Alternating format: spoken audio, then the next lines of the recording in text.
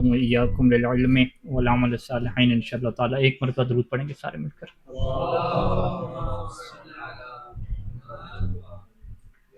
ڈبے میں کیا کرتے ہیں؟ بلی بند کرتے ہیں. یہ مثال بھی رائج ہے، یوٹیوب وغیرہ پہ لیکچر میں ٹیچر یوز کرتے ہیں. ہاں، وہ کہتے ہیں کہ جیسے ایک ڈبے میں آپ بلی بند کر دیں اور دو کھانے رکھتے ہیں، ایک زہریلا کھانا اور ایک بغیر زہر والا، تو جیسے ڈبہ بند ہو تو آپ طے نہیں کر سکتے کہ بلی کس طرف جائے گی، بس کھولیں گے تو تبھی پتہ چلے گا. تو ایسی جو ہے وہ الیکٹران اور پروٹون کی جو حرکت ہے وہ بھی ہم طے نہیں کر سکتے. اچھا، تو اسے کیا کہتے ہیں کہ الیکٹران کہاں جائیں گے، کدھر حرکت کریں گے، کس ان کی حرکت جو ہے وہ کیسے ہوگی، یہ ہم طے نہیں کر سکتے. ابھی جو نئی تحقیقات آ رہی ہیں، اس دن میں سرچ کر رہا تھا تو وہ بتلا رہے تھے کہ ابھی سائنس نے کافی حد تک یہ چیز سمجھ لی ہے اس کی حرکت کو، لیکن بہرحال سوال ادھر ہی رہے گا کہ اس کے اندر حرکت کس نے پیدا کی ہے. یہ سوال ابھی تک کیا ہے، ادھورا رہے گا کہ حرکت ہوئی کیسے ایجاد، کیونکہ ہم کیا کہتے ہیں کہ ایک چیز کے اندر حرکت آنی چاہیے نا، تو حرکت آتی کہاں سے ہے، اس سوال کے جواب ابھی تک سائنس کے پاس نہیں ہے. وہ یہ تو سمجھ رہی ہے کہ بھئی یہ اس کی حرکت کا یہ قانون بنے گا، یہ طریقہ کار بنے گا، تو اس کو سمجھ بھی لے گی کچھ عرصے بعد، لیکن اس سوال کا جواب پھر بھی ادھورا رہے گا کہ حرکت آ کہاں سے رہی ہے، کیونکہ اس کے لیے انہیں غیر مادہ میں جانا پڑے گا نا، اور میٹا فزیکل کی دنیا میں جانا پڑے گا، اور میٹا فزیکل کی جو دنیا ہے وہ سائنس کا موضوع ہی نہیں ہے. سائنس کا موضوع کیا ہے؟ یہی مادہ ہے، فزیکل چیزیں، طبیعت اور قدرت ہے، نیچر ہے. تو وہ میٹا فزیکل میں اور ماورائی میں وہ جانے کو تیار ہی نہیں ہے، اس کا موضوع یہ نہیں ہے. جب موضوع ہی نہیں ہے تو لہٰذا وہ اس بحث کو چھیڑے گی نہیں. تو یہ موضوع کس کا ہے؟ ماورا کی چیزوں کے ماورا وجود کے اوپر بحث کرنا. جو ظاہری وجود ہے کائنات کا، اس کے اوپر بحث کرنا یہ سائنس کا موضوع ہو گیا نا. جو موضوع ہے کہ ہم ماورا جو موجود ہوتے ہیں ان کے اوپر بحث کرنا، یہ کس کا موضوع ہو جائے گا؟ فلسفہ کا کیا موضوع ہو جائے گا. ٹھیک ہے، لہٰذا آپ بدایت الحکمہ اور نہایت الحکمہ کے دروس کے آپ شروع کرتے ہیں تو اس میں وہی وجود کی قسمیں شروع ہو جاتی ہیں کہ وجود کیا ہے، وقت کیا ہے، سپیس کیا ہے، امکان کیا ہے، ساری یہ بحثیں ہوتی ہیں اور عقلی ساری بحثیں ہوتی ہیں.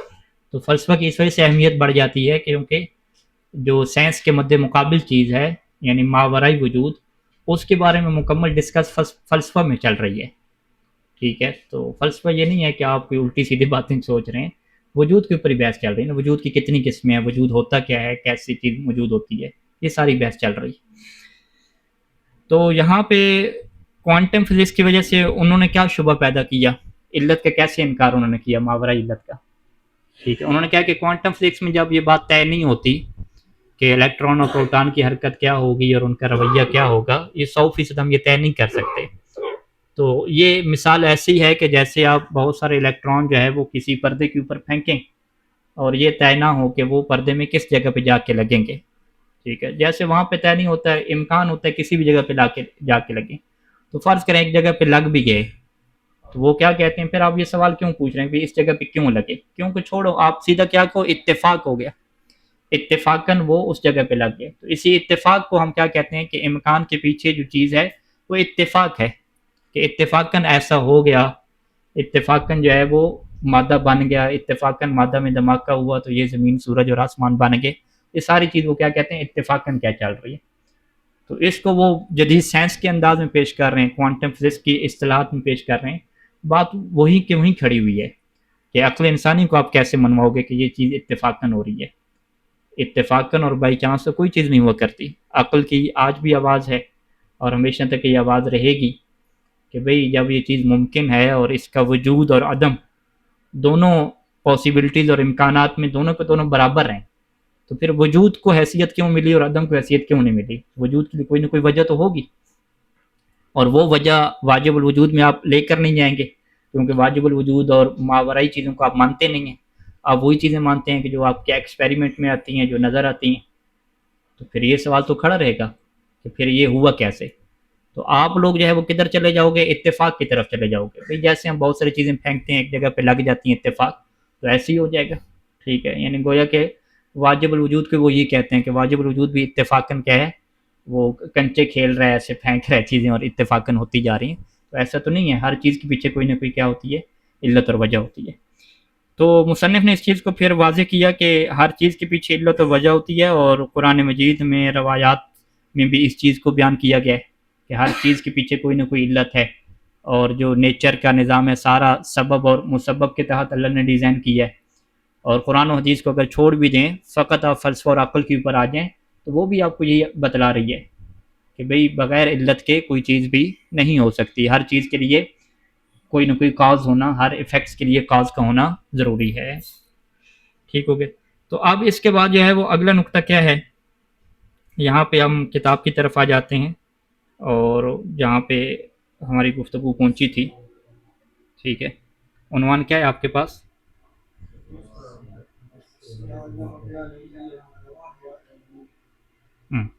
ٹھیک، یعنی باتیں وہی ہیں، بس ہم نے عبارت کو حل کرنا ہے اور واضح ہیں چیزیں۔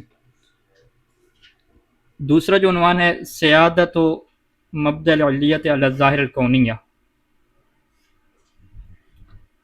سیادت و مبدأ العلیت علی الظواہر الکونیہ، سیادت کیا ہے؟ سرداری۔ ٹھیک ہے، علت کی جو بیس ہے، علت کی جو بنیاد ہے، اس کی سرداری ہے کہاں پہ؟ علی الظواہر الکونیہ، کائنات کے اندر جو بھی چیزیں ظاہری طور پہ آپ کو نظر آ رہی ہیں ان کے اندر آپ کو باقاعدہ نظر آ رہا ہے کہ سبب اور مسبب کا نظام ہے، ایک چیز کے ہونے سے دوسری چیز ہو رہی ہے۔ ٹھیک ہے، وہ مثلا بارش کیسے ہو رہی ہے تو اس کے پیچھے پورا ایک نظام ہے، سب کو کیا پتہ چل رہا ہے۔ تو علیت کا جو سیٹ اپ ان کو کہاں پہ نظر آ رہا ہے؟ ظاہری چیزوں میں نظر آ رہا ہے، اور جو چیزیں ظاہری طور پہ نظر نہیں آ رہی اور پھر ایٹم میں جا کے دیکھتے ہیں وہاں پہ ان کو ابھی تک سمجھ چیز نہیں آ رہی، تو کہتے ہیں کہ چلیں ظواہر کونیہ میں تو علت کا نظام آپ کو سمجھ آ رہا ہے نا، وہ تو سب لوگ مان رہے ہیں، کوئی بھی اتفاقاً نہیں کہہ رہے کہ اتفاقاً بارش ہوگی، ایسے تو نہیں ہے، اتفاقاً تو بارش نہیں ہوتی، حتیٰ کہ فقط دعا کی وجہ سے بھی بارش نہیں ہوتی۔ ٹھیک ہے، دعا کے پیچھے بھی کیا ہوتے ہیں؟ اسباب اپنے پورے کرنے ہوتے ہیں۔ یعنی اس دن پرانی بات ہے کہ ہمارے استاد جو ہے وہ اس بات پہ غصے ہو رہے تھے کہ آپ جو ہے وہ بارشوں کی دعائیں مانگ رہے ہیں ابھی نجف میں رات میں بیٹھ کے، اور ادھر سے جو بادلوں کے لیے اسباب ہیں وہ نہیں پورا کر رہے، یعنی درخت وغیرہ نہیں لگا رہے، درخت لگانے کی طرف توجہ ہی نہیں ہے، روڈوں کے اوپر جتنے درخت ہیں وہ بھی ختم کر رہے ہیں اور کہہ رہے ہیں یہ حرم میں بیٹھ کے دعائیں مانگوں کہ بارش ہو جائے۔ ٹھیک ہے، تو یہ کیسے ہوگی بارش بھی؟ اللہ نے سارے نظام کس کے اوپر رکھا ہے؟ علت اور معلول کے اوپر رکھا ہے، معجزے کے اوپر تو سیٹ اپ رکھا نہیں ہے۔ تو پہلے آپ اسباب کی طرف جاؤ پھر کیا دعا مانگو، یعنی پہلے ڈاکٹر کے پاس جاؤ پھر دعا مانگو کہ اللہ اس سبب میں کیا پیدا کرے، تاثیر پیدا کرے اور اس میں کوئی رکاوٹ پیدا نہ ہو۔ تو لہٰذا جو ہے وہ درخت لگائے بغیر ڈائریکٹ دعا سے مانگنا یعنی معجزہ مانگنا۔ ٹھیک ہے، اور معجزہ تو پھر انبیاء کے ساتھ خاص ہے، ہم نبی تھوڑی ہیں، امام تھوڑی ہیں، وہ بھی خاص کیٹیگری میں کہ جب لوگوں کو یہ ثابت کرنا ہو کہ ہمارا تعلق کس سے ہے؟ اوپر سے ہے، آرڈر کہاں سے آ رہے ہیں ہمارے پاس؟ اوپر سے آ رہے ہیں، خالق کی طرف سے آ رہے ہیں، تو اس کو ثابت کرنے کے لیے معجزہ کی ضرورت ہوتی ہے نا، ورنہ ہر ٹائم پہ تو نہیں ہے نا کہ معجزہ ہو گیا معجزہ ہو گیا، ایسا تو نہیں ہے۔ معجزہ کی تعریف یہی ہے کہ فقط جو ہے امامت اور نبوت کو ثابت کرنے کے لیے جو ایک چیز ظاہر کی جاتی ہے تاکہ لوگوں کو یہ یقین ہو جائے کہ بھئی اس کا جو تعلق ہے وہ ایک قدرت کے ساتھ ہے، ایک خالق کے ساتھ اس کا تعلق ہے، یہ کوئی عام انسان نہیں ہے۔ وگرنہ آپ کیا کہیں کہ پوری زندگی معجزات کے اوپر چل رہی ہے، ایسا نہیں ہوتا۔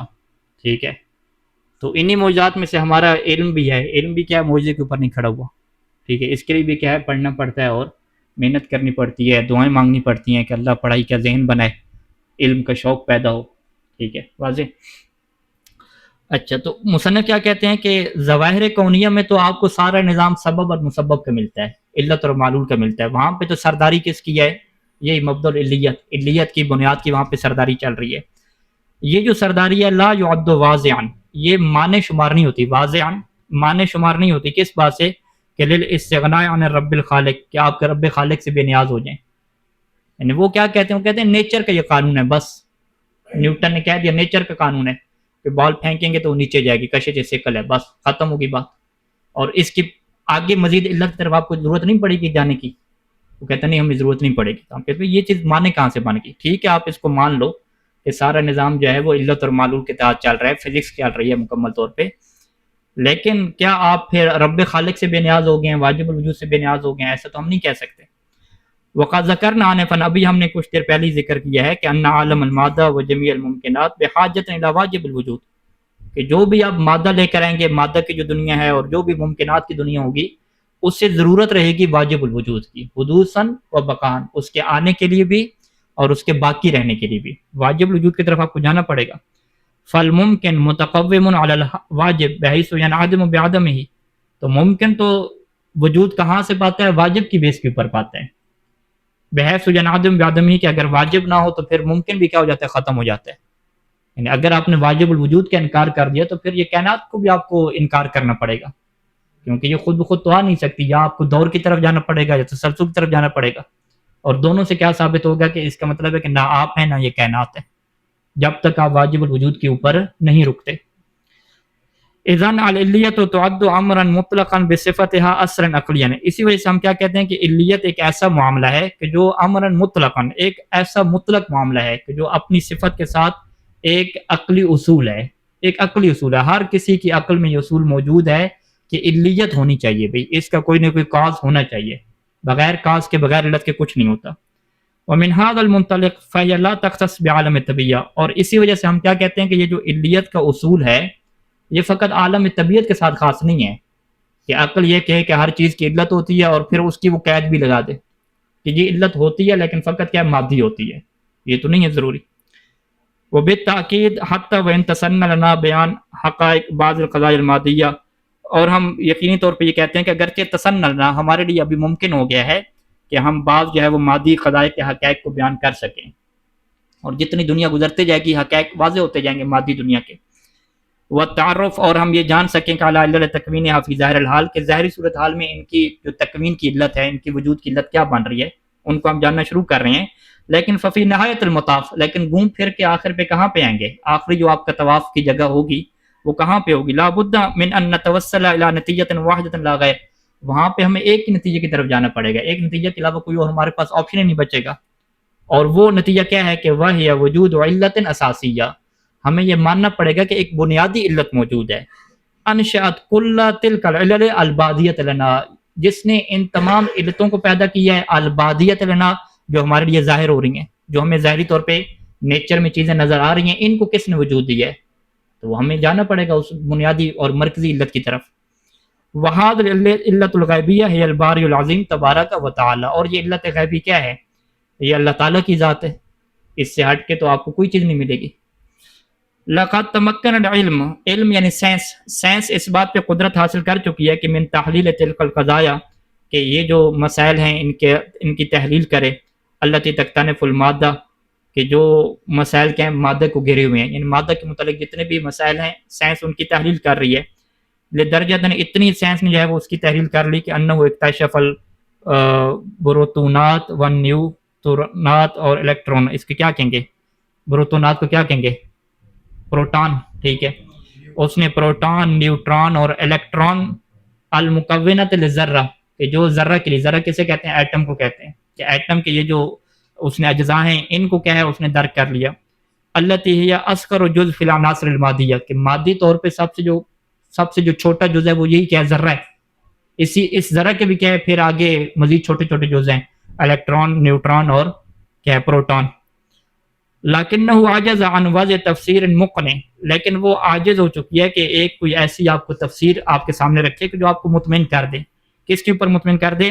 کہ لسبب حرکت مکونات ذرہ حول نواتہا، کہ یہ جو مکونات ذرہ ہیں، الیکٹران، پروٹون وغیرہ، یہ اپنے جو نوات ہے، یعنی اس کا جو ایٹم کا جو ایک جگہ ہوتی ہے اس کے ارد گرد کیسے حرکت کر رہے ہیں، ان کی حرکت کی کیا وجہ بن رہی ہے، ان کو حرکت کون دے رہا ہے. ٹھیک ہے، کیونکہ حرکت بھی ہم کیا کہتے ہیں؟ بغیر وجہ کے تو حرکت نہیں ہوتی. ٹھیک ہے، اگر بغیر وجہ کے کوئی حرکت ہو جاتی تو آج جتنا بھی کائنات کا جو نظام چل رہا ہے، بجلی کا اور پٹرول وغیرہ کا، یہ سارا گاڑی چل رہی ہے، کارخانے چل رہے ہیں، اس کے پیچھے حرکت ہوتی ہے نا. تو بیسیکلی طور پہ آپ نے جنریٹر کو حرکت دینی ہے. ٹھیک ہے، وہ حرکت آپ کیسے دے دیں؟ کہ آپ پانی سے دے لیں، کہ وہ ڈیم بنا ہے، اوپر سے پانی گرے، پانی جب گرے گا تو حرکت ہونا شروع ہو جائے گی. یہ کیا ہے کہ آپ نے استفادہ کیا نا، خود بخود تو حرکت نہیں ہو رہی. تو ابھی تک یعنی سائنس ایسی چیز نہیں بنا سکی کہ جس میں خود بخود حرکت آنا شروع ہو جائے، یا حتیٰ کہ وہ اگر حرکت ایک دفعہ دے دیں تو پھر حرکت کے بقا کے لیے انہیں علت کی ضرورت نہ پڑے. یعنی ایک دفعہ وہ چیز کو چلا دیں پھر خود بخود چیزیں کیا چلتی رہیں. یعنی آپ اس میں سرچ کریں گے یوٹیوب وغیرہ میں کہ کیا ہم اس بات کی قدرت رکھتے ہیں کہ چھوٹی سے چھوٹی چیز فرض کریں اس کو ہم حرکت دے لیں، ایک ہی دفعہ حرکت دیں، پھر وہ ہمیشہ وہ کیا حرکت ہی کرتی رہے. مثلا انہوں نے کیا ایک ایسے لکڑی کی چیز بنائی گول سائڈ کی، اس کے اوپر کیا ہے ایک وہ کیا ہے کنچا پھینکا بنٹا، وہ جب پھینکا وہ یوں کر کے حرکت کر کے گیا، پھر دوبارہ نیچے گر گیا، پھر حرکت کر کے دوبارہ نیچے پھر گیا. یہ کیا ایسے ہمیشہ چلتا رہے گا، بس شروع میں آپ فقط کر دو. یعنی بقا، حرکت بقائی کے لیے بھی کیا علت کی ضرورت پڑے گی. کہتے ہیں نہیں کسی ٹائم پہ یہ رک جائے گا، اگر ابھی اس کے اندر پریشر ہے تو یوں کر کے گھومتا رہے گا، لیکن ایک ٹائم پہ آ کے کیا یہ رک جائے گا. یعنی خود حرکت بھی کا جو بقا ہے، یعنی حرکت کنٹینیو رہے گی، اسے کنٹینیو رکھنے کے لیے بھی آپ کو کیا کرنی پڑتی ہے، پیچھے انرجی دینی پڑتی ہے. ٹھیک ہے، تو لہٰذا یہ جو الیکٹران اور پروٹون نیوٹران کی جو حرکت ہے یہ کہاں سے پیدا ہوگی؟ چلیں یہ حرکت باقی ہے، لیکن پہلے نمبر پہ پہلے کس نے حرکت دی؟ چلیں پہلے حرکت دے دی، پھر یہ خود ہلتے جا رہے ہیں. آپ یہ چلیں آپ کہہ لیں کہ حرکت کے باقی رہنے کے لیے علت کی ضرورت نہیں ہوتی، ایک دفعہ حرکت دے تو پھر چلتی رہے گی. ٹھیک ہے، تو اگر یہ مان بھی لو آپ، تو پھر الیکٹران پروٹون کی کیا حرکت کہاں سے آئی ہے؟ تو مصنف کیا کہتے ہیں کہ ابھی تک جو ہے وہ اس حرکت کا جو سبب ہے نا، اس کے متعلق جو بھی سائنسی تفسیریں ہیں وہ مقنع نہیں ہیں، وہ ہمیں مطمئن کرنے والی نہیں ہیں. وهذا نظير عجزه عن ذكر تفسير علمي متكامل ومقنع لحركات المجرات والاجرام السماويه المذهله في نظم وترتیب. یہ بالکل ایسی ہے کہ سائنس جیسے عاجز آ چکی ہے کہ آپ کو مکمل طور پہ ایک تفسیر کر کے دے، واضح کر کے دے اور مطمئن کر کے دے. کس کے لیے؟ لحرکت المجرات. مجرات کہکشائیں، یہ جو کہکشاؤں کی حرکت بن رہی ہے اور کہکشاؤں سے سارا نظام چل رہا ہے، ان کی حرکت کہاں سے آ رہی ہے؟ یعنی آپ کہکشاؤں کو اگر آپ سرچ کریں تو اس کی اینیمیشن بنی ہوئی ہے کہ پوری کہکشاؤں جو ہے وہ حرکت کر رہی ہے، اس کے اندر ایک سورج ہے، سارا نظام ہے، کئی کہکشائیں ہیں وہ دریافت بھی ہو چکی ہیں. تو ان کو کہکشاؤں کی حرکت کہاں سے پیدا ہو رہی ہے ان کے اندر. اسی طریقے سے اجرام سماویہ، اجرام سماویہ سورج ہو گیا، چاند ہو گیا، زمین ہو گئی، ان کی حرکت کہاں سے آ رہی ہے؟ المذلت کے جو حیران کن ہے، فی نظم یا ترتیب ہے، ان کا جو نظم و ضبط ہے، ان کی جو ترتیب ہے حیران کر دینے والی ہے. وَيَكْتَفِي بِتَبْرِيرِ ذَلِكَ بِاللُّجُوءِ، اور سائنس کیا اکتفا کر لیتی ہے کہ وہ اس کا کیا جواز پیش کرتی ہے کہ بِاللُّجُوءِ إِلَىٰ قَوَانِينِ الْجَاذِبِيَّةِ وَمَا شَاكَلَهَا مِنْ قَوَانِينِ فِضَائِيَّةٍ لَا تَفِي بِالْغَرَضِ. وہ کیا کہتی ہے کہ یہ یہاں پہ قوانین جاذبیہ ہے، گریویٹی ہے. ٹھیک ہے، وہ کہتے ہیں یہ گریویٹی کی وجہ سے ایسا ہو رہا ہے، کہ کشش ثقل کی وجہ سے ایسا ہو رہا ہے، یہ چیز حرکت کر رہی ہے، یہ کشش ثقل ادھر چلے گی ادھر چلے گی. اس سے بڑھ کے ان کے پاس کوئی جواب نہیں ہے. ٹھیک ہے، وہ فزیائی قوانین لے کر آتے ہیں، گریویٹی کے قوانین لے کر آتے ہیں. کہتے ہیں کہ لا تفی بالغرض، یہ ہمارا جو مقصد ہے اس کو یہ چیز پورا نہیں کرتی کہ یہ بھی گریویٹی کہاں سے پیدا ہوئی، کس نے اس کو پیدا کیا، اس کا جواب تو نہیں ہے ابھی تک. ولا تروی التعطش العلمی، اور یہ جو علمی پیاس ہے اس کو یہ نہیں بجھاتی.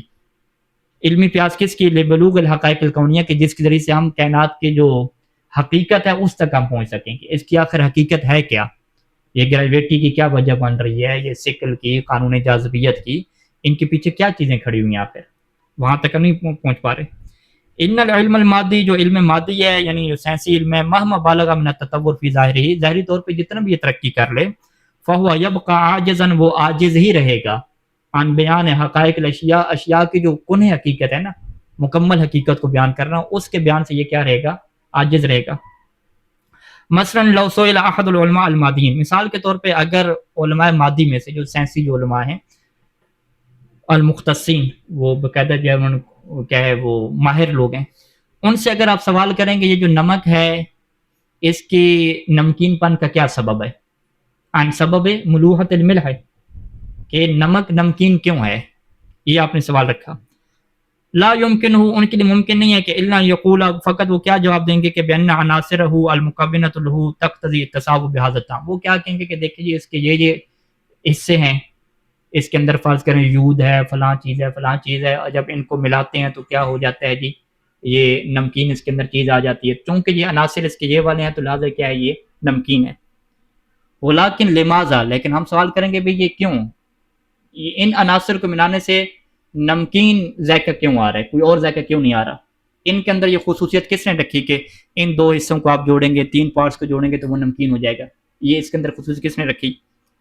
انہ لا یعلم الحقیقہ، وہ اس حقیقت کو نہیں جانتا کہ پتہ نہیں ایسا کیوں. اس نے بس یہ سائنسی طور پہ دیکھا نا کہ اس کے مثلا پانی کے کتنے حصے ہوتے ہیں، پانی کے کیا اجزاء ہوتے ہیں، نمک کے کیا اجزاء ہوتے ہیں، وہ اس نے اجزاء کر دیا اور آپ کو بتا دیا کہ اس کی 2 اجزاء ہیں، 3 اجزاء ہیں، یہ جب ملتے ہیں آپس میں تو وہ چیز کیا ہوتی ہے، نمکین ہو جاتی ہے. بس مالیکیولز کی آپ کو بتا دے کہ اتنے مالیکیولز ہیں، یہ چیزیں ہیں، لیکن حقیقت تو نہیں بتائے گا بھی ایسا کیوں ہے، اس کا جواب تو اس کے پاس نہیں ہے. فما ہی الخصوصیہ، وہ کیا خصوصیت ہے کہ التی جعلت الجود، جو اس کے اندر یود ہے، ایک آیوڈین کیا کہتے ہیں یود کو اور انگلش میں، کہ یوجد ھذا الطعم فی فم الانسان، یہ جو اس کے اندر یود کا ایک مادہ ہے وہ کیوں انسان کی زبان اور منہ کے اندر نمکین ذائقے کو ایجاد کرتا ہے، اس جز کے اندر یہ خصوصیت کہاں سے پیدا ہوئی ہے؟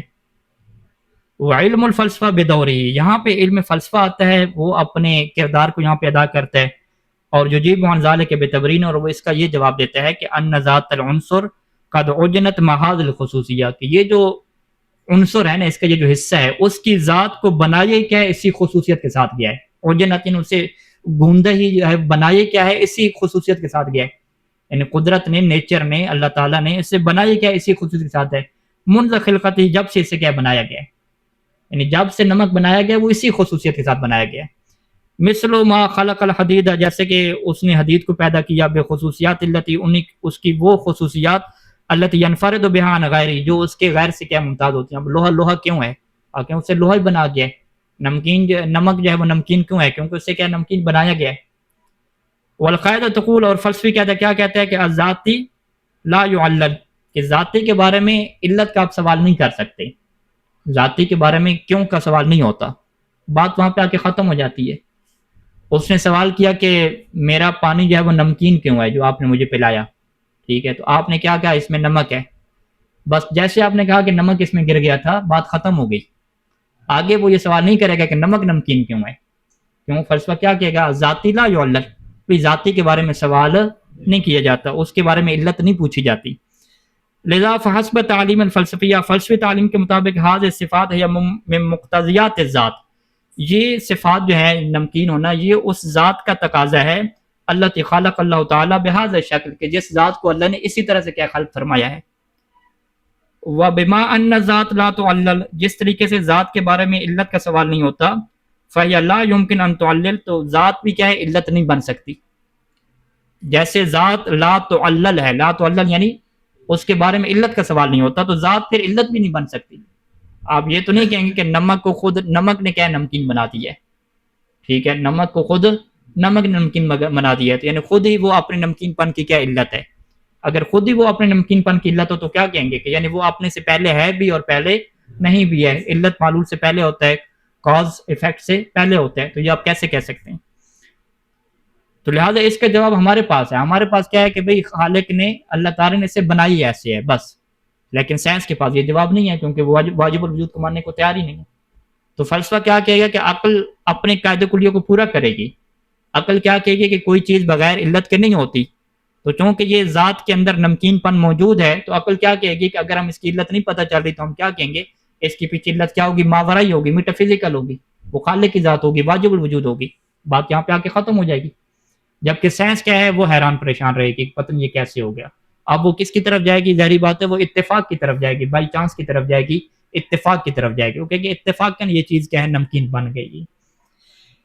بنا علی ما ذکر، جو بھی ہم نے ذکر کیا ہے اس کے اوپر بنا رکھتے ہوئے، لیس ہناک ای تعارض، یہاں پہ کوئی یعنی ٹکراؤ نہیں ہے، بین بیان حقائق الکون، کہ آپ کائنات کے حقائق کو بیان کریں، بواسط مختلف العلوم مادیۃ و عقلیۃ، کہ آپ مختلف علوم کے ذریعے سے، چاہے وہ مادی علوم ہوں یا عقلی علوم ہوں، آپ چیزوں کے حقائق بیان کریں.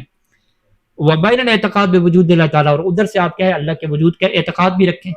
اس میں کوئی مشکل نہیں، کیونکہ اللہ نے چیزوں کو اسباب کے تحت بنایا، تو آپ تحقیق کرو، سرچ کرو، بہت سارے اسباب کو ڈھونڈو، ان کو استعمال کرو، کوئی اس میں ایشو نہیں ہے. وَلِحَدِّ الْعَانِينَ، ابھی تک لم تتمکن العلوم، یہ جو جتنی بھی علوم ہیں، یہ اس بات کے اوپر قدرت پیدا نہیں کر سکے کہ بیان حاضر حقائق بالکامل، کہ وہ ان چیزوں کی حقیقت کو مکمل طور پہ کیا بیان کریں. وَلَمْ تُدْرِكْ كُنْهَا، اور یہ جو ہے وہ علوم اس بات کی کو درک نہیں کر سکے کہ کن حقائق کیا ہے، کن حقیقت کیا ہے. حتیٰ کہ وہ کیا کہتے ہیں کہ جو منطق میں تعریف کی جاتی ہے، الانسان و حیوان و ناطق، یہ بھی کیا ہے وہ حد سے نہیں کہتے، یہ بھی کیا رسم سے کہتے ہیں. حد میں تو کیا ہوتی ہے، ذات کی حقیقت کو بیان کیا جاتا ہے نا. تو منطق والے کیا کہتے ہیں کہ ہم اسے کہہ رہے ہیں، حد کہہ رہے ہیں، حد تام کہہ رہے ہیں نا. لیکن فلسفہ کیا کہے گا کہ بھئی نہیں، آپ کو تو چیزوں کی حقیقت کا علم ہی نہیں ہو سکتا. کن حقیقت کا علم ہوگا تو پھر آپ صحیح طریقے سے ڈیفینیشن کر سکو گے نا. آپ کو بس اجمالی علم رہے گا، مختصر سا علم رہے گا. لذا لا بد من الایمان بالغیب، اسی وجہ سے ہم کیا کہتے ہیں، وہ یؤمنون بالغیب، ہم کیا کہتے ہیں کہ عقل انسان کو مجبور کرتی ہے کہ وہ غیب کے اوپر ایمان لے کر آئے. اچھا مولد کیا کہتے ہیں، مولدین کہتے ہیں کہ اچھا غیب کے اوپر ایمان لانا کیا مطلب، آنکھیں بند کر لو، ٹھیک ہے. وہ کہتے ہیں کہ آپ لوگوں کا ایمان کہاں سے شروع ہوتا ہے جی، آنکھیں بند کر کے ایمان لے کر آنے. یا کہ ہم کیا کہتے ہیں، ہم کہتے ہیں نہیں، ہمیں بتاؤ کس نے بنایا، کیسے بنایا، کیوں بنایا، پوری چیز ڈیٹیل کے ساتھ رکھو، ٹھیک ہے. تو ہم کیا کہتے ہیں، ڈیٹیل تو آپ کو کائنات کی چیزوں کی بھی نہیں پتہ. تو خود اللہ کے وجود کی ڈیٹیل آپ کو کیسے پتہ چلے گی؟ جب کائنات کی جو چیزیں موجود ہیں، الیکٹران، پروٹون، اور ان چیزوں کے ابھی تک حقیقت نہیں پتہ چل سکی، ٹھیک ہے، پورے انسان کے بھی جو باڈی ہے اس کی ابھی تک مکمل حقیقت نہیں پتہ چل سکی، تو آپ کیسے کہہ سکتے ہیں کہ بھی ہمیں جو ہے وہ خالق کی حقیقت بتا دو؟ ٹھیک ہے، تو ہم کیا کہیں گے، یہاں پہ آپ کو ماننا پڑے گا کہ ہم عاجز ہیں، یہاں پہ عقل عاجز آ چکی ہے، اب یہاں پہ ہمیں غیب کے اوپر ایمان رکھنا پڑے گا. یہ کوئی اندھا ایمان نہیں ہے، یہ عجز و انکساری والا ہے. انسان تکبر میں نہیں آتا، انسان غرور میں نہیں آتا. یہ بالکل ایسی ہے کہ جیسے ہمارے غیر مقلدین کیا کہتے ہیں کہ ہمیں آپ پوری دلیل سمجھائیں، ٹھیک ہے، پوری دلیل سمجھاؤ گا، اب انہیں نہیں سمجھ آتی، ٹھیک ہے، انہیں نہیں سمجھ آتی، مانیں گی نہیں، ٹھیک ہے، تو بھی نہیں سمجھ آ رہی، مانیں گی نہیں، کیا ہو گیا؟ آپ مان لو کہ بھی آپ کے یہ کام کی بات نہیں ہے، ٹھیک ہے. یعنی 3 روایتیں انہیں مختلف قسم کے دے دیں نماز آیات کے اوپر یا مختلف چیزوں کے اوپر، وہ انہیں نہیں سمجھ آتی، ٹھیک ہے، وہ تکے لگاتے ہیں آخر پہ، ٹھیک ہے. تو جب تکے لگانے ہیں تو تکے لگانے کو تو ہم تحقیق نہیں کہتے نا کہ مرضی ہے جی کوئی روایت لے لو، ایسا تو نہیں ہے. تو وہ بھی کیا کہتے ہیں کہ فقیر جو ہے وہ ایک ایک چیز ہمیں سمجھائے، ٹھیک ہے. ہم کہتے ہیں ہم نہیں سمجھ سکتے ایک ایک چیز، اس کے لیے کیا پڑھنا پڑتا ہے، بغیر پڑھے تو ساری چیز نہیں ہوتی. آپ پڑھنا بھی نہیں چاہتے، کوئی چیز بھی نہیں کرنا چاہتے، پھر کہتے ہیں ایک ایک چیز مکمل طور پہ سمجھاؤ بھی صحیح، ٹھیک ہے. تو یہ کیسے ہو سکتا ہے؟ تو یہ سائنسدان بھی ایسے ہیں، یعنی ملحدین سائنسدان ہیں وہ بھی ایسے ہیں، وہ کہتے ہیں آپ ہمیں مکمل ڈیٹیل سے سمجھاؤ کہ وجود خدا کے کیسے ہے، اس نے کیسے بنایا ہے، کیسے جو ہے وہ اس کی ذات کو بنایا، ڈیٹیل. ہم کی ڈیٹیل نہیں پتہ بھائی، ہمیں نہیں پتہ. یہاں پہ اب کیا منظر شروع ہوگی، وہ یؤمنون بالغیب کی کیا منظر شروع ہوگی، ٹھیک ہے.